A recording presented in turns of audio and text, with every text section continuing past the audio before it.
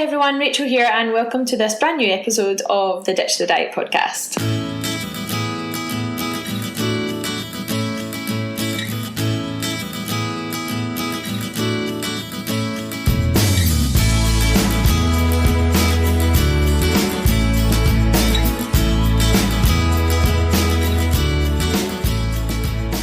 I am your host, Rachael Watson, and welcome to the Ditch the Diet podcast. This podcast is for people all over the world who want to learn how to quit yo-yo dieting and start living a healthy lifestyle without restriction. So say goodbye to food guilt and start improving your relationship with food.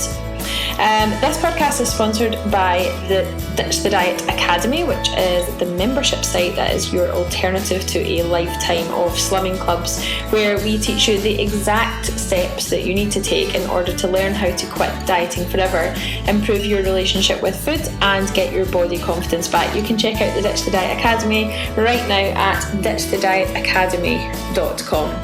In today's episode, I have the pleasure of talking to the founders of recipe box company Mindful Chef, Giles and Myles, and in this episode we talk about how Mindful Chef came about, what the benefits of using a healthy recipe box company can be to your lifestyle and your health, and we also talk a little bit about what is different about Mindful Chef and why I actually use them on a week by week basis myself.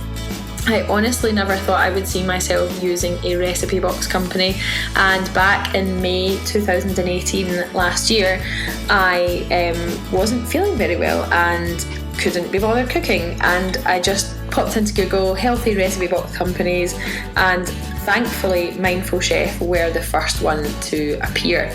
So I thought I would order a box and just get it as a one-off, and here we are at the beginning of January 2019.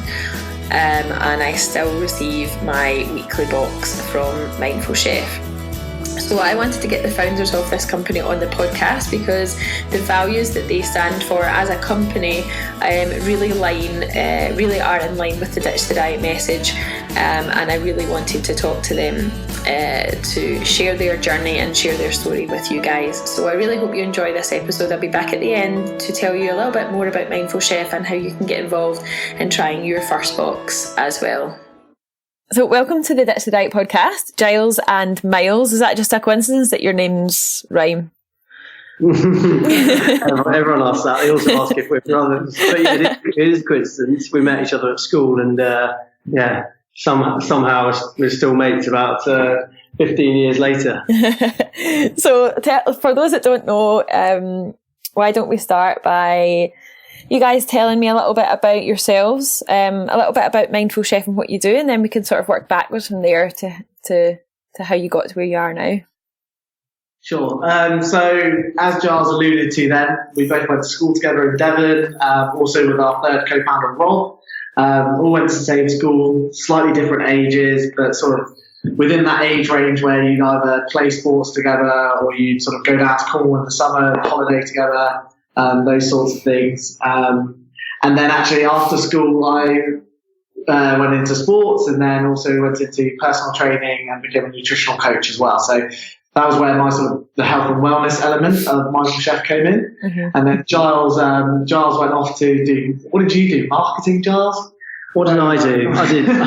I went off to Loughborough University, which was, which still is one of the best sporting universities in the country. But so I was up in the Midlands for a little bit, and I did a bit of sports science and a bit of marketing in my degree, which was really interesting. And then we ended up back in London, where we probably met. When did we kind of link up back? About 2009, 10, something like that.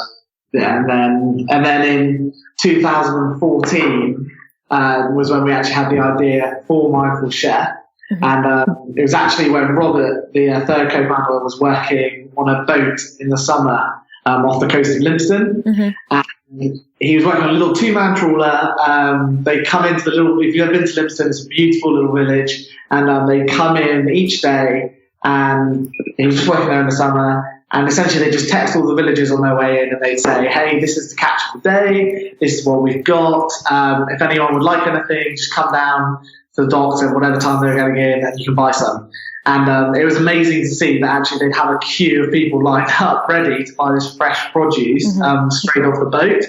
And that was that sort of eureka moment of, oh, this is how food should actually be sourced. It shouldn't be in warehouses for days on end, or it shouldn't be going from one person to another before it gets to your house. It should go straight from the supplier to you. And we thought there had to be a better way. And we'd seen recipe boxes in the States, and they'd just come to the UK, and we thought, okay, that's a really good idea.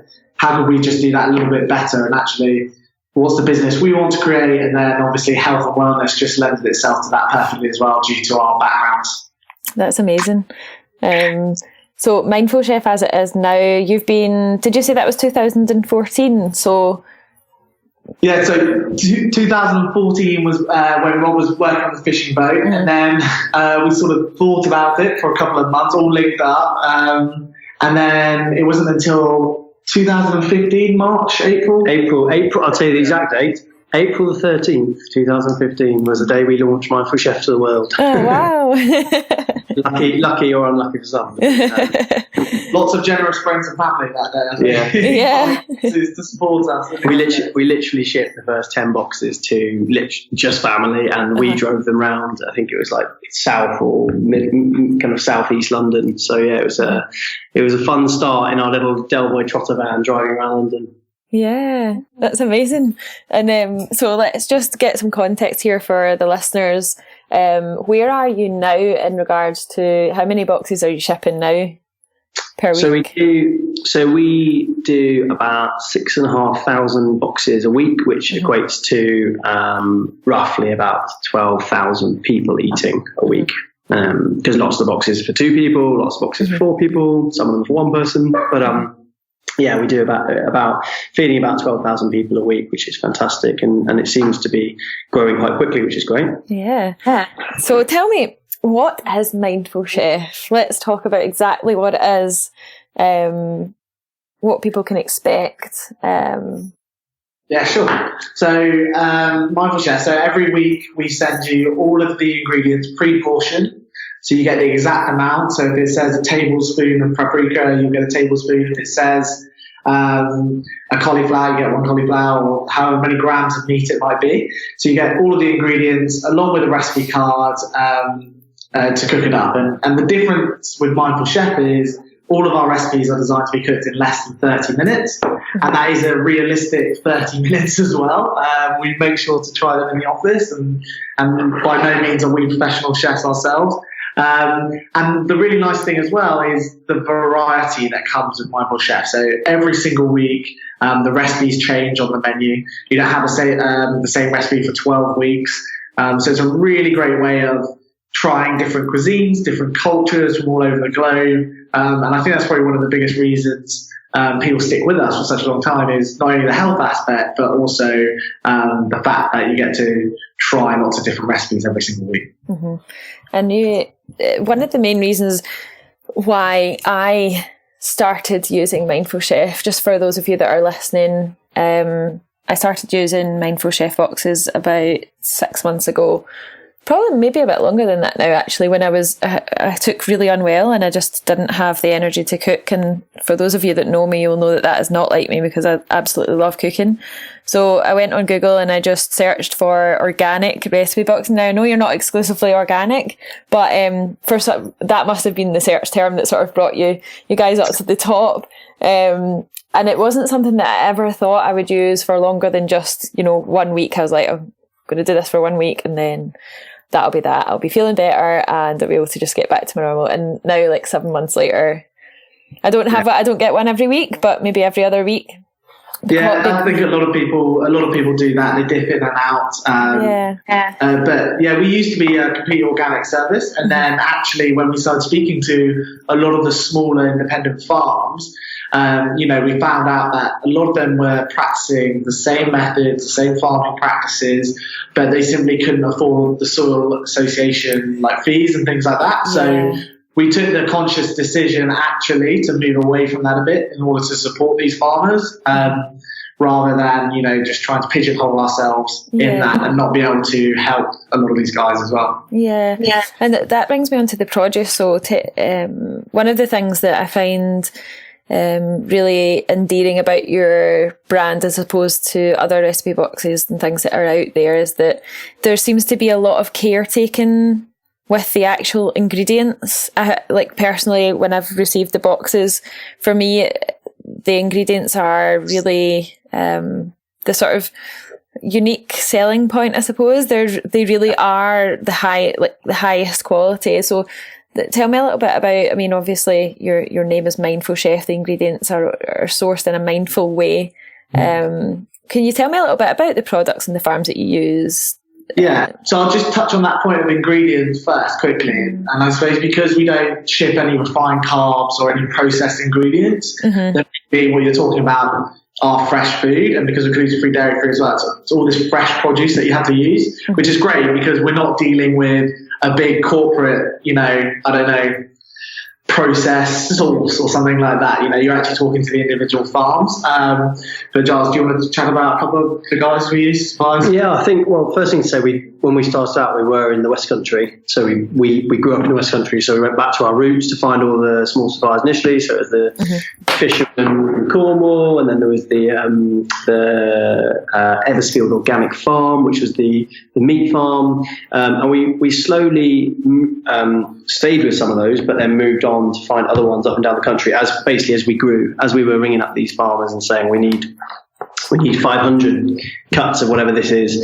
They would say, okay, well, I can do 450, but you're going to have to find other farms with the other 50. So basically we started growing, and we've essentially grown our supply base across a number of different suppliers and regions. So we'll always go British wherever possible. And some of them, for example, if I use one of our chicken farms, it'll be traditional Norfolk poultry. And we spent ages looking for a free-range chicken farm that was big enough to supply us, because actually, if you look in the supermarkets, most people don't know, but when you go and buy, the vast majority of the chicken you buy in the supermarket is not free range. And so often there's loads of free range farms, but they're really small, whereas we're getting a bit bigger now. So we need to make sure that we can find these fantastic suppliers that fit our values. So traditional Norfolk poultry is one example, where we always go out, as Myles said, we basically go out and find these farms ourselves, visit them, meet the farmers, walk around the farm, make sure that we're happy, and then we'll go back and do a supply video. So we're almost like auditing it by making sure that we're happy with the standards that they adhere to. And another one would be Dinton Farm for our eggs. So we're using the only conservation grade free-range eggs available in the UK. So it's not just free-range, it's conservation grade on top of that. And that means it's just the highest animal welfare standards that they follow, which is brilliant. So we were down with Nigel, the farmer, at Dinton Farm earlier this year, doing some filming with the birds. And it's great to see that there are these suppliers that are untouched by the supermarkets, mainly because of price. But they do exist and they're out there. It takes a while to find them, but we spend a lot of care and time traveling around the UK looking for those suppliers. And when we find them, then we often will make some fantastic video content and put it on our website, just so customers can see where, literally can peel back the layers of the food system and see where their produce is coming from. Yeah, I think that's so important, especially the way that I think the way that people consume food is starting to change a little bit. People are becoming a bit more mindful of where food's coming from. I think for me, like, that is a huge thing for me, knowing where things have come from. And I think that's why after that first box, it was, I'm going to get another one and another one, because like the actual, where the food has come from is so vitally important. And I think that's one of the best, the biggest for me, knowing where things came from. And the way that you communicate through the boxes is great as well, like the leaflets and things, so you can actually read about where things have come from. And I find that really it's one of the main reasons why I recommend it to my clients as well, because I think people have just lost faith in the supermarkets and where they're getting their produce from. So unless you've got a local butcher or fishmonger that you can trust, it's like Giles said, we're just peeling back the layers and showing you exactly where the food comes from. And a lot of these people have some fantastic stories as well to tell. So if you can support the smaller and local British farmers, then you don't really see why you wouldn't. Another one I should mention is the British Quinoa company. Basically, most quinoa comes from South America, gets flown in. And mainly because, that's traditionally where it's always come from, but also it's a bit cheaper, and also most of the quinoa is cleaned, so from South America, so it has a little they're like the little grains are basically dusted off and cleaned and polished essentially, to have the white effect. Whereas this legend of a guy called Stephen, who's probably only a bit older than us, about mid-30s, he popped up on our radar, and we were like, the British Quinoa Company, how cool is that? We went up to the middle of the country, and his parents' farm was I think their output was falling a little bit, and they were struggling to keep up with the old days in terms of supply and business. So he started the British Quinoa Company, and now they supply us. I think they actually do supply Waitrose as well, but most of the supermarkets want polished white quinoa, whereas he's got this fantastic crop from the UK, which is just brown, it's natural, tastes exactly the same, it's even better actually, and we use them, and that's one example of how we'll go out of our way, and often, to be honest with you, pay more as well, because we want to make sure the farmer gets a fair deal for all the work they're putting in, to ensure that the customers ultimately get a better product. I think that's what it comes down to. And something I've noticed that you have been working really hard on recently is to increase the number of plant-based options that you have. And again, another reason why I stuck around for so long was because there are specific vegan options on your menu. What are your thoughts on the sort of vegan trend at the moment? Yeah, so we were the first recipe box to actually offer any vegan options, and then we actually took the conscious decision to say, well, rather than just having one, let's just make all of our plant-based range vegan friendly. Obviously being dairy free across the whole menu helps as well. Our point of view, so mindful chef, essentially it's in our name. We're mindful of the suppliers we use, the ingredients we use, how we do business, how we treat our staff, how we treat the suppliers, everything in the chain. And also as well, how can we be more inclusive of people? And we do that being gluten-free and dairy-free. Those people who are gluten and dairy-free can use the service, as well as people who aren't. Giles and I aren't. But, we like having 3 or 4 mindful chef meals a week that don't contain any of those things. And also, you've got to be inclusive of plant-based eaters or vegans. And our thought, I personally think it's only going to grow. Is my first sort of thoughts. And then I always say I think it's a softer approach is better to everyone else. So we only have probably about 12% of the customer base who are strict vegans. And then it's probably more like 40 or 50% are what we'd call like flexitarians. So, when we added in the plant-based options, then a lot of meat and fish eaters said, oh, okay, I've always wanted to try veganism, but I don't know how, and it doesn't look very healthy, or it doesn't look very tasty, I should say. I'm not sure what to do. As soon as you take meat away from a meat eater, they're like, oh my God, what am I going to do next? But we actually saw lots of these people just added in one meal a week, and now you'll find I have 1 or 2 vegan meals as well, because it's a really easy way of eating different dishes every week, healthy vegan dishes and really delicious vegan dishes as well. And I think that personally is the way forward. I think you'll have more and more people try and do that every week than you will that will switch straight over to veganism, especially over the next couple of years. And it's got to be a soft approach because, we've been eating meat and fish for thousands of years. And I think as soon as you try and take it away from people, it's like anything. If you try and take it away, they get very defensive. So I think if you do it slowly and just say, you're not going to miss out on anything, here's what you can try, more and more people will do that. And that's really where we need to go. It's not about solely taking away, it's just, can we just decrease our meat and fish consumption somewhat? Yeah, no, I totally agree. I think it definitely makes it easier for me. And I know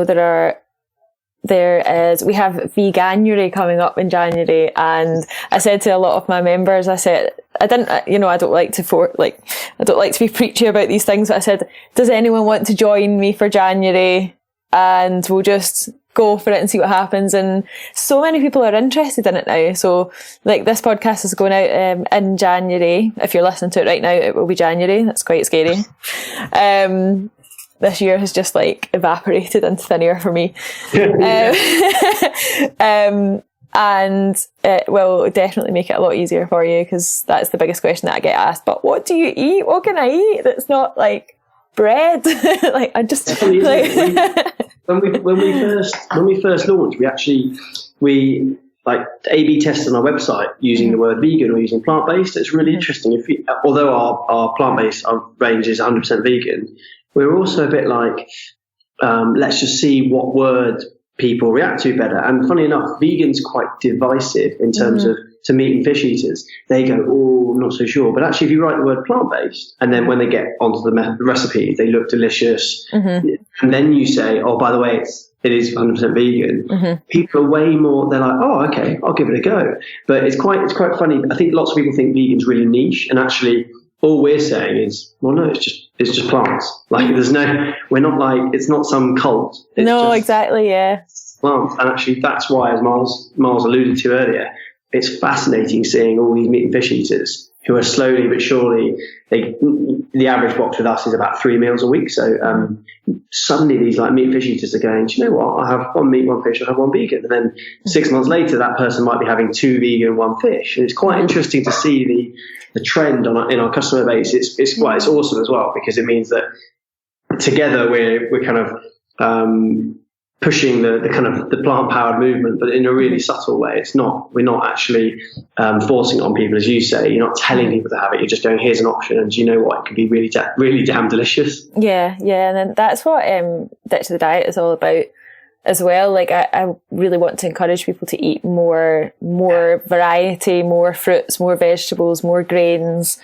And not so much, give up eating animal products as such, but just understanding the importance of the different varieties and the different colours and the different changing what you eat with the seasons and all that kind of thing. And I think that's why you appealed to me so much as well, was because the recipes are different, because in the summer you had the salads, which was amazing, and now you have the festive ones. I had the mushroom one. January as well. Yeah. I think we've increased the vegan options to 6 a week as well now. So we do 16 recipes every week, 6 will be vegan, and we're going to build upon that range as well as we sort of get into next quarter, next year. Yeah.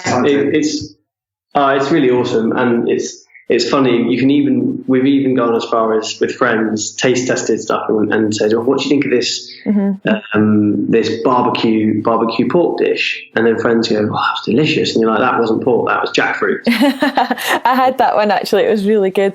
Yeah, and people are clueless. They're like, really? That looks like pulled pork. You're like, no, it's a plant. It's jackfruit. And then people go, what's jackfruit? And then you have to tell them. But I think that's one of the beauties of recipe boxes as well, is quite simply you just trying new stuff.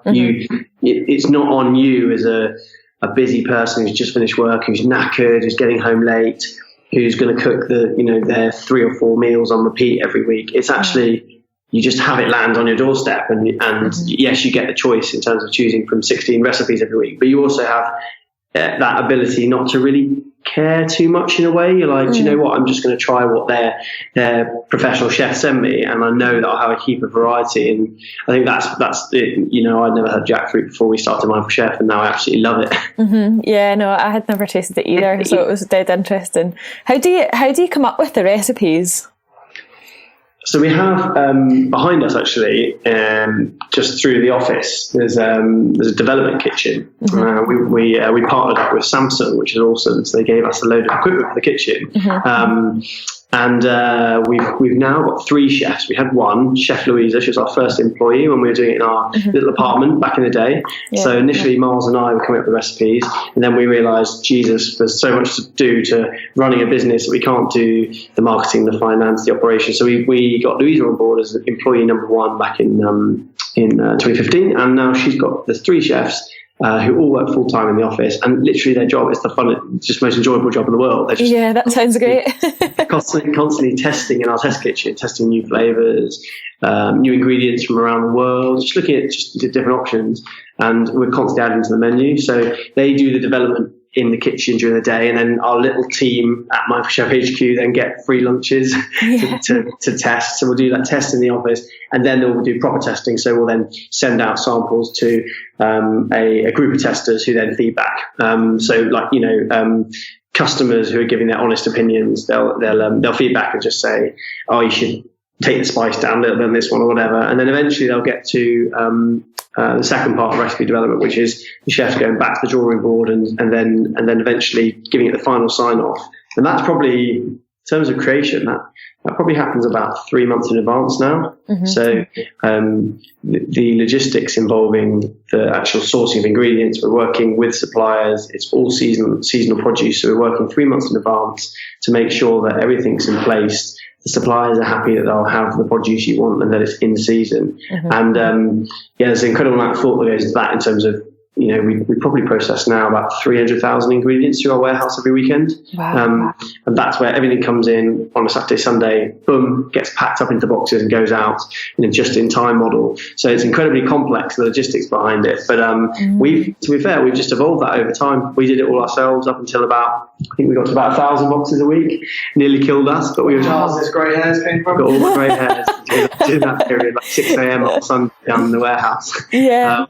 But it was, do you know what? It's a learning curve. It's been really enjoyable. You understand way more than you ever did after starting your own business, and also understand way more about the food system and for us, it's all about peeling back those layers and finding out what is genuinely, truly amazing local produce versus some of the stuff that you might find on supermarket shelves. Yeah, I find it fascinating. That's probably a conversation for another time. But like these things go through my mind. I often think, how do you get all of these individual things into boxes and out to 6,000 people like every week? In my head, I'm like, oh my god. It's fun and games. Yeah, I bet it is. Love a behind the scenes fly on the wall of that one. We're going up to the warehouse on Wednesday to do this reverse advent calendar we've been doing. We've got customers repacking the boxes with basically anything that long life stuff like tins of beans, etc., that they can give to charity to people in need this Christmas. So we're going up to the warehouse on Wednesday. So if you look on the Facebook page, by the time this podcast comes out, it'll be too late. But there might be some content on the Facebook page that lingers, and we'll just be doing a little behind the scenes where we're going through the boxes and sorting them for charity. Oh, that would be amazing.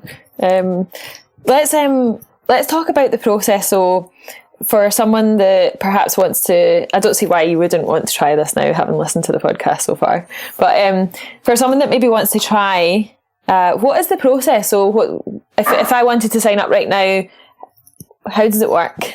Okay, so you go to our website, either on your phone or on the desktop, and you'll see a load of pictures of lovely food, and then you click Get Started, and simply when you click on Get Started, it'll ask you some details about how you want to eat and your email address, etc. And then you'll get through to a menu page, and you can basically choose from 16 recipes. There's plant-based, there's red meat, fish, pork, chicken, the works. But essentially you can see all the options there, and you can choose between 2 and 5 meals a week, and they're all dinners. So you can have a look through. They vary in pricing, just like it should be. So a vegan dish is cheaper than a cut of rump steak or wild Scottish salmon or whatever you want.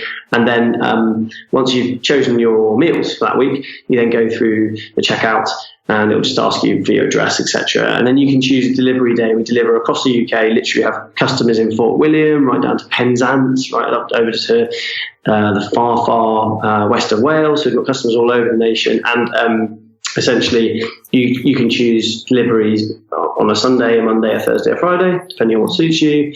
And then literally, you go through, give us delivery details. You don't need to be in. That's an important thing, because lots of people think, I'll be at work. But actually, the box just gets left wherever you ask, on your doorstep, behind your recycling bin, whatever you want. The driver will leave it wherever you want. And then you just come home to a box of delicious produce that's sat on your doorstep. It's got insulation and ice packs, eco-friendly insulation, which allows it to sit for up to 48 hours on your doorstep. And everything will stay fresh, including meat and fish, because the ice packs. And then you just get home, open the box, take out the produce, which is all neatly packed into different brown paper bags. That'll be one dinner. You just pop it in the fridge, pop them all in the fridge, and then to actually enjoy the service, you basically have the bag, and then you have a recipe card. And in really simple terms, you just follow the recipe. They're always 20 to 30 minutes maximum from the moment you start to the moment you've got the dinner on the plate, and you follow those ingredients step by step. And you'll have exactly the amount you need. So the beauty of this model, and why I think it's becoming so popular across America, across the UK in particular, is because there's zero wastage. So if we say, let's say a meal requires a teaspoon of paprika, 1 rump steak, sweet potato fries and mustard or something like that. So then you'll have literally, we will measure out exactly what you need. So a teaspoon of paprika will come in a little sachet, a little pot. Mustard will come exactly how you want. The right cut of steak. So everything is measured down to the nth degree. So the beauty is, at the end of the week, you haven't got a bag of wilted spinach or rotting vegetables in the back of your fridge, because you just order what you need. And actually, most people order 2 or 3. You get through that in a week, and it's a perfect amount. It keeps you on track, and you're balanced after a few beers or wines at the weekend. You're back to getting back on track, like credit and debit system. Yeah, definitely. And you just feel great for it. Yeah. It's one question I do have about it is that when I was Googling back at the end of May, there were loads of options for recipe box delivery companies. You know, we've got the big names like HelloFresh. That's the one that comes to mind, but there were quite a few others as well. What sort of would be the what's different about you guys? What would you say is different compared to the other options that people have? Yeah, so the main sort of differentiator is our focus on health. So our USPs, you know, we are the only box that's completely gluten-free, dairy-free. We don't ship refined carbohydrates, like starchy white carbs. Instead, it's more of a focus on vegetables and proteins. And all of our meals are designed to be cooked in less than 30 minutes. And we're the only guys to do vegan options as well. And I'd also say, you know, having that focus on health and wellness is why we get to do loads of really great partnerships within the wellness community. So whether that be Lululemon, or we're official sponsors to the English Institute of Sport, which means, you know, you yourself are enjoying the same meals that a lot of our athletes in lead up to big competitions are eating. So you can, and you can trust that actually what you're getting is really good A, produce, and B, healthy recipes for you. And then I'd say the other big differentiator are, you know, we when we set up the business, really we wanted to focus on being a business for good, or doing a business for good, and that came down to our sourcing and suppliers and how we treat our staff and how we treat our customers. Hopefully that comes across to yourself. But you know, so you're not just supporting a big corporate sort of business with no face like Mindful Chef. You know, we're always available on email or phone call or whatever when things go wrong.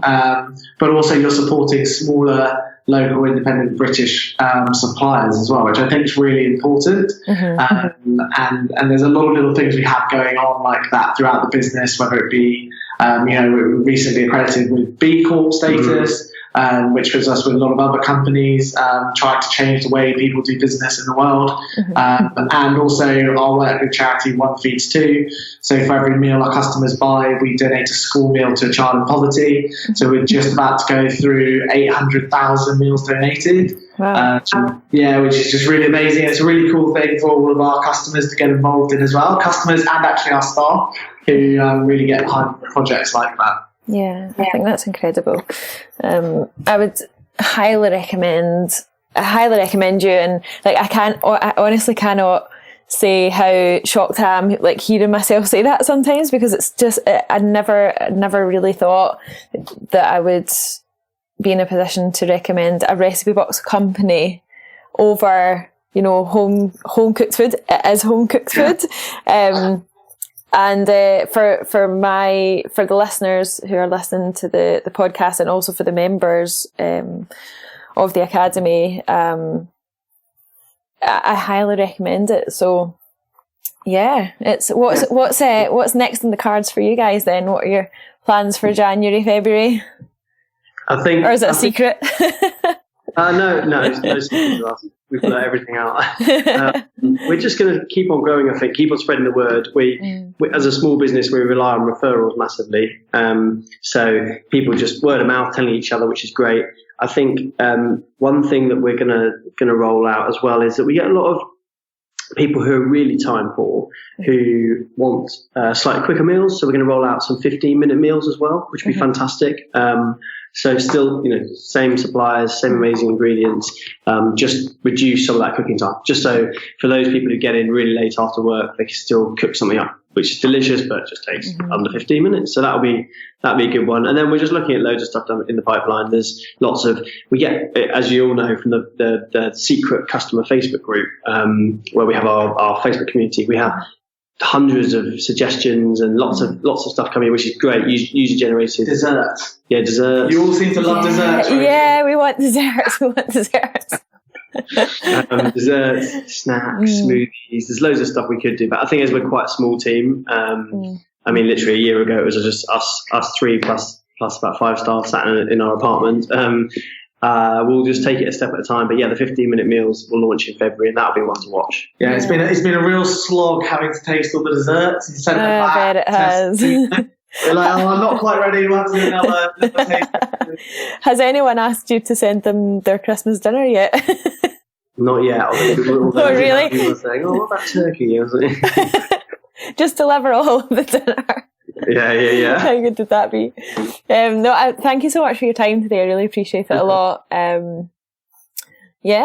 It's been really nice to chat, and hopefully I will make sure that all the links to everything that we've discussed are in the show notes. So if you're listening to this on iTunes or Spotify, you can scroll down on the device that you're listening to right now, and the links will be there. If you can click, if you're listening or watching on YouTube, the links will be just directly underneath the video.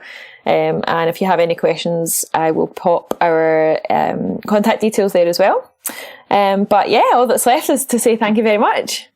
Thank for you your time. Thanks for having us. Really appreciate it.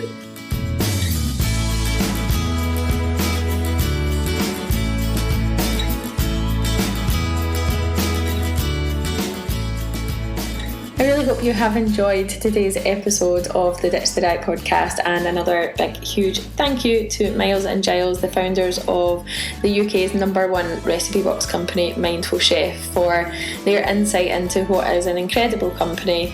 And I wish them all the best for the biggest year yet in 2019. If you'd like to order your first ever recipe box from Mindful Chef, then you can just go to the website, which I will link in the show notes, or just simply Google Mindful Chef. And if you would like to receive £20 off of your first order, your first box with them, all you need to do is pop my email address in when you are making your order, and that is rach@ditchthedietacademy.com. You just pop that in and you will receive £20 off your first box. I'll put all the instructions into the show notes, so wherever you're listening, whether that be iTunes or Spotify, you can scroll down on your device right now and just click straight through. Thank you very much again, Myles and Giles. Wishing you all the best for 2019. The Ditch the Diet Academy has just opened its doors for 2019, so if you would like to learn how to quit yo-yo dieting step by step, and you would like to learn that from me, then check out the Ditch the Diet Academy website. It's just super simple, ditchthedietacademy.com, and click on the Academy to find out more. We'd love to have you, and if you have any questions, please feel free to pop me an email to rach@ditchthedietacademy.com, and I'll get back to you as soon as I can. Thank you very much for listening again, and we'll be back next week with another episode of the Ditch the Diet podcast. Until then, have a great week ahead.